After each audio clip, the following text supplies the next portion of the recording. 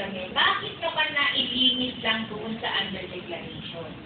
Alam po ninyo, no, sobra-sobra rin po yung energy na ginamit namin para makonvince si Congressman na huwag isama yung mga undeclared assets. Bakit? Kasi po, sobra-sobra po ang lugi ng magiging lugi ng BIR for one-time transaction.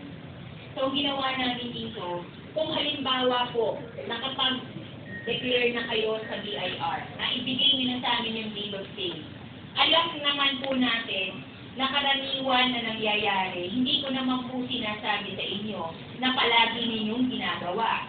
No?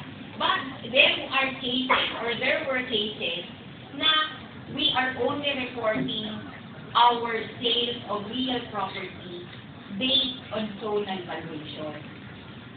So halimbawa, ang property na ibenta nyo ng 20 million, pero ang zonal natin is 10 million lang. So, ang babayaran nating capital gain is based only on 10 million. Diba? Alam ko, huwag yun ang aminin dahil alam ko talagang nagkakaganon. Sabihin na natin na kasalanan ng BIR dahil hindi namin ina-update ang zonal valuation natin. Huwag kayo mag-alala kasi ina-update na namin lahat. No? Ha? Ah, binababa? Hindi po. Kailan pa kami nagbaba? Lagi naman po namin tinataas. No?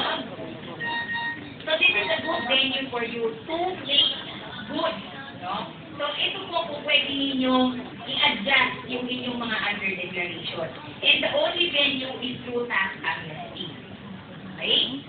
That is the only instance wherein we allow availment of tax amnesty for